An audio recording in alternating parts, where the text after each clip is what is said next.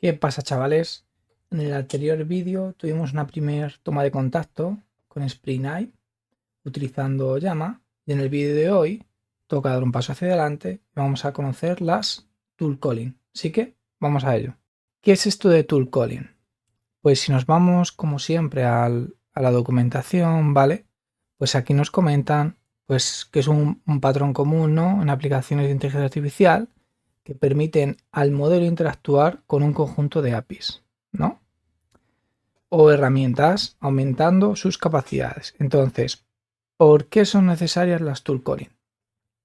Básicamente, cuando nosotros tenemos un LLM, como es este caso, ha sido entrenado con una serie de datos. Entonces, su conocimiento es estático, los hay modelos más pequeños y modelos más grandes, pero el alcance es pequeño, ¿no?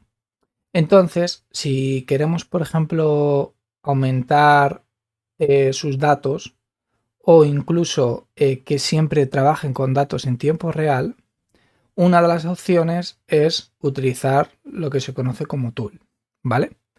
Entonces, como bien dice aquí en la documentación, las tools pues, se utilizan principalmente para dos cosas, ¿no? Obtención de información, que es el caso que acabamos de exponer, o llevar a cabo algún tipo de acción.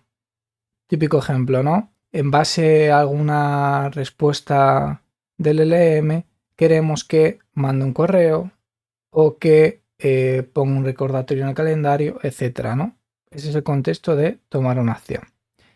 En el ejemplo que vamos a trabajar hoy, realmente va a ser el primer caso, ¿no? Que es ampliar la información que tiene ya el LM.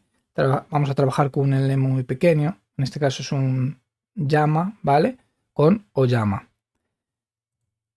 Si no visteis el vídeo anterior, Oyama es una herramienta que nos permite ejecutar modelos open source, claro, de forma local, ¿vale? Yo voy a intentar siempre trabajar con herramientas en local, aunque cuando hablamos de inteligencia artificial siempre estamos muy limitados, porque normalmente el coste de computación es alto y en mi caso se trata de un equipo modesto. Entonces básicamente lo descargamos, en mi caso es Windows, lo instalamos y lo ejecutamos, ¿vale? Si vamos a la pestaña de modelos, en este caso vamos a trabajar con Llama, ¿vale? En concreto, Llama 3.2, ¿vale? Porque está pensado, como podéis ver, para equipos más modestos, ¿vale? Yo estuve trabajando con el 1B, pero es cierto que tiene tendencia a dar peores respuestas, ¿vale? Entonces os aconsejo, si podéis, usar el 3B. Si seguimos con la documentación, vemos, hay varias formas, ¿vale? De hacer uso de esta característica del framework. Nosotros vamos a utilizar la manera declarativa, ¿vale? Entonces, básicamente, tenemos que tener una clase con una notación tool, ¿vale? Y una descripción. Esta descripción es muy importante porque es la que le indica al LM qué es lo que hace esta herramienta, ¿vale? Entonces, por ejemplo, en este caso, devuelve la fecha y hora actual en la time zone del usuario, ¿no? Como vemos, pues esto es Java normal, ¿vale? Y devuelve un string. Podemos devolver otras clases, no tiene por qué ser un string. Al final, por debajo, ese objeto que tiene que ser serializable se va a transformar en un JSON adecuándolo a un esquema específico, ¿vale?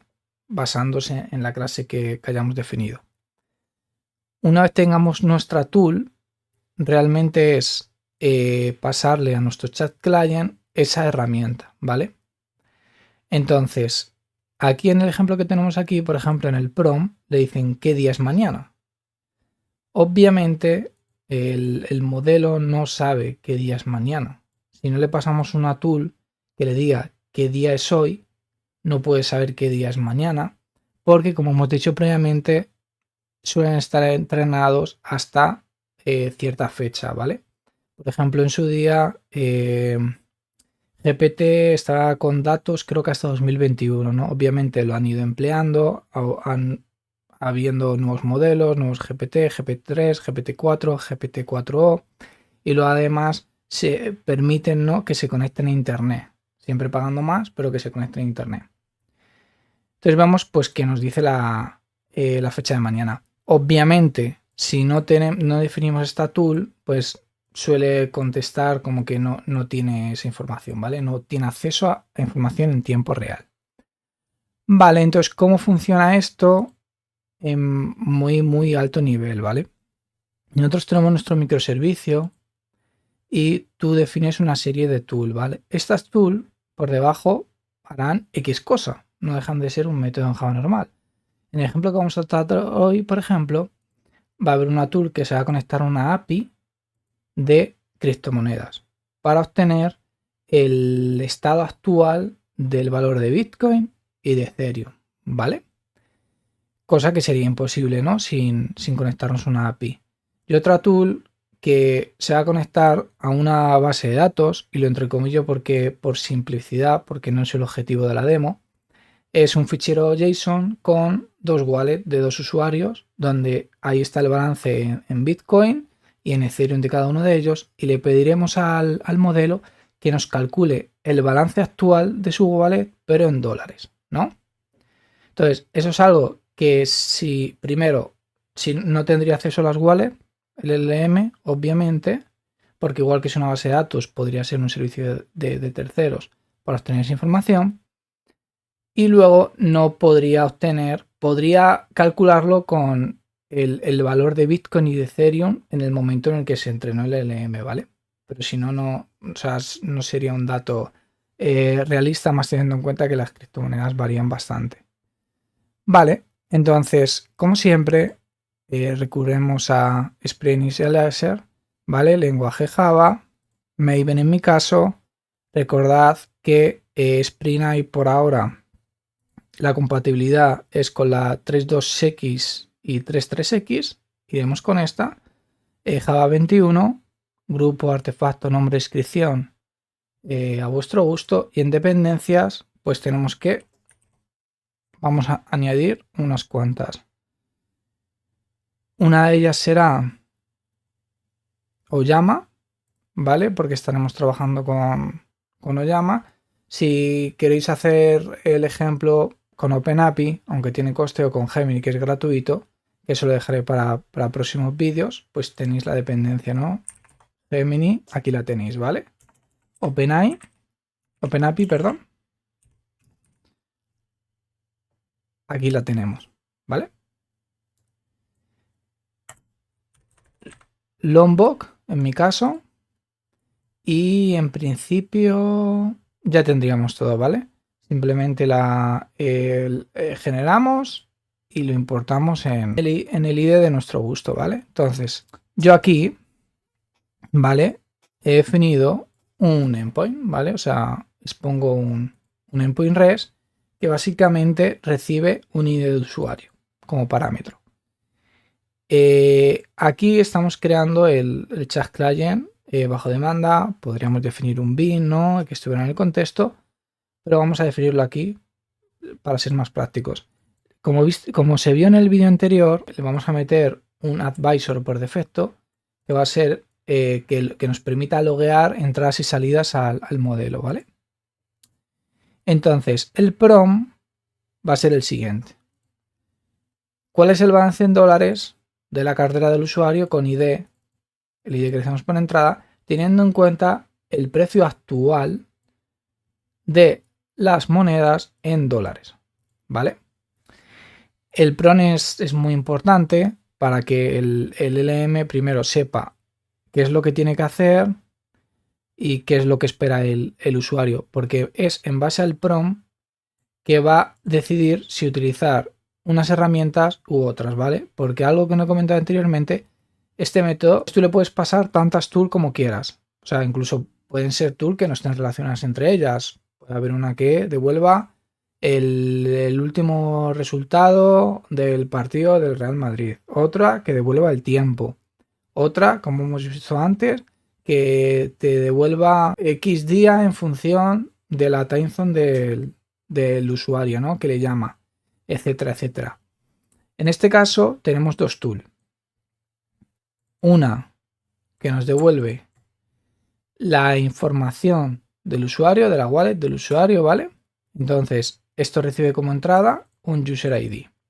Como hemos comentado anteriormente, tenemos una notación tool con una descripción que le dice al LM qué hace esta tool, ¿vale? Cosa muy importante. Los parámetros se anotan con toolparam y también aquí hay que ser descriptivos porque es el LM quien se encarga de obtener ese dato. O sea, si os dais cuenta, yo aquí en ningún momento le estoy diciendo cómo llamar ese método, el parámetro de dónde lo va a sacar, no le estamos indicando nada, ¿no? Entonces, él va a saber por el prompt, ¿no? que el user ID está en el prompt y se va a encargar de decidir si o no tiene que llamar a esta tool y con qué valor, ¿vale? Entonces, simplemente aquí he definido un repository, ¿vale? Pero realmente este repository acaba utilizando un fichero que es un JSON lo más sencillo posible, que básicamente, como veis, es un listado con un ID de usuario y un listado de monedas con un identificador y la cantidad. En este caso 100 Bitcoin. Ojalá no tener 100 Bitcoin. El otro usuario tiene 5 Bitcoin y 7 Ethereum. Vale. Entonces, por un lado tenemos ese tool, pero claro, ese tool lo que nos devolvería sería la información de la wallet del usuario. Necesitamos saber el valor actual de esas criptomonedas, ¿no? Porque le queremos que el modelo nos lo devuelva en dólares. Entonces definimos igual otra tool. En este caso no recibe ningún parámetro, ¿vale? El método. Y aquí vemos que lo que nos devuelve es el current, Bitcoin y Ethereum información, incluyendo su precio en dólares, ¿vale? Aquí, igual que el otro, tirábamos de un fichero JSON, ¿vale? Con datos moqueados. Aquí estamos usando un cliente REST, ¿vale? Usamos REST Client, igual por simplicidad. Y estamos llamando a esta API. Esta API es una API gratuita, no necesitas API key, no hay autenticación, ¿vale? Es totalmente gratuita, que es esta de acá, que nos permite, si vamos aquí a Tools,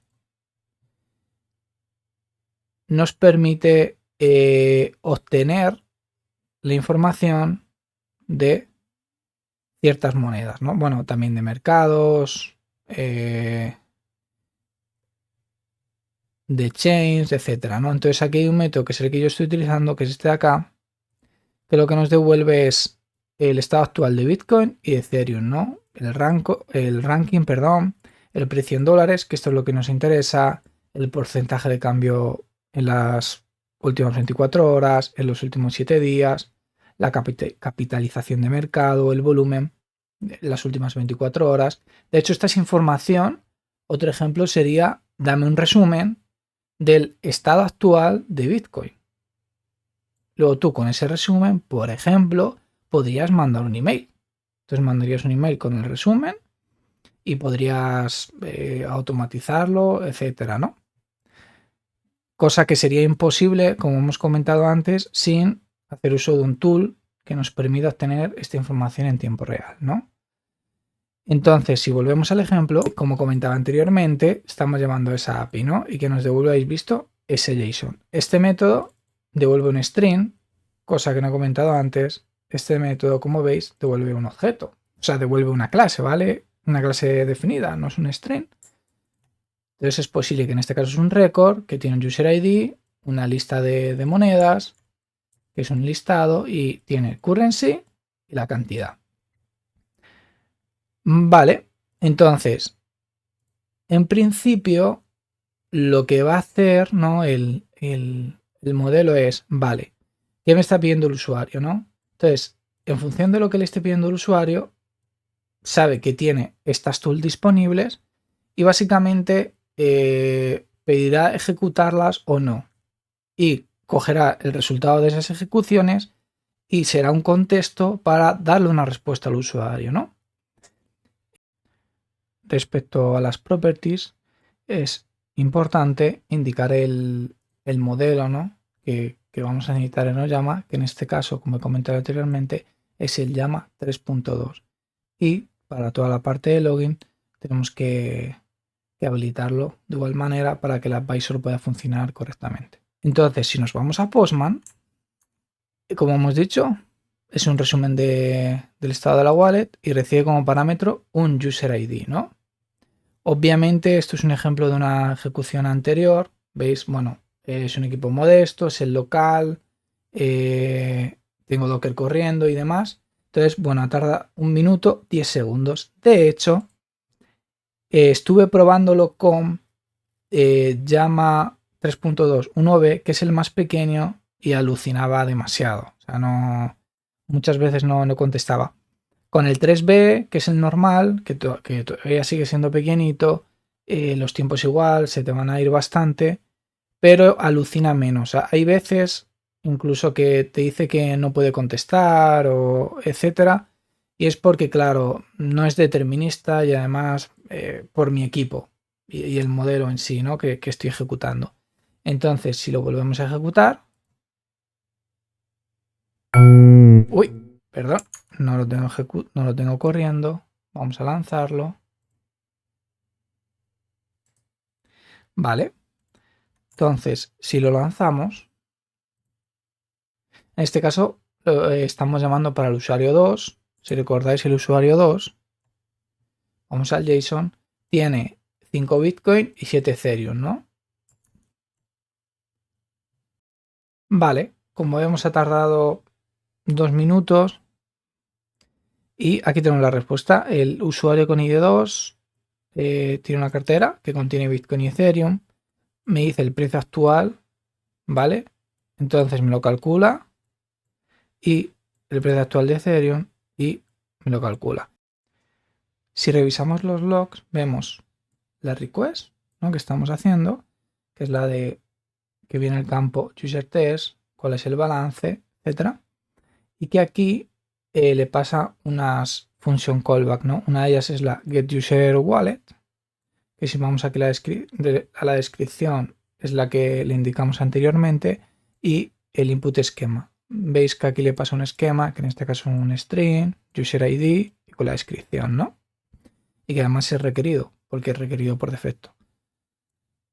Y le pasa además la siguiente función, que es la de obtener información del mercado con su descripción, y que en este caso, bueno, no tiene un input esquema, pero que es vacío, ¿no? Entonces aquí vemos cómo llama a obtener información de las currency y luego llama a obtener la información de la wallet, y aquí podemos ver la respuesta, ¿vale? Del asistente. Que en los metadatos vemos que estamos ejecutando este modelo. Evidentemente, si volvemos a llamar, vemos que incluso en la segunda llamada ha tardado menos, la verdad, la mitad, y que la respuesta es totalmente diferente, ¿vale? Es cierto, porque en el prompt tampoco le estamos indicando que nos dé una salida con un template específico, pero 5 Bitcoin, 7 y te da el balance actual. Entonces nada, aquí hemos visto un ejemplo de cómo usar las tools, cómo nutrir a nuestro modelo de información en tiempo real y haciendo uso de Spring AI. Así que nada, espero que les haya gustado. Nos vemos.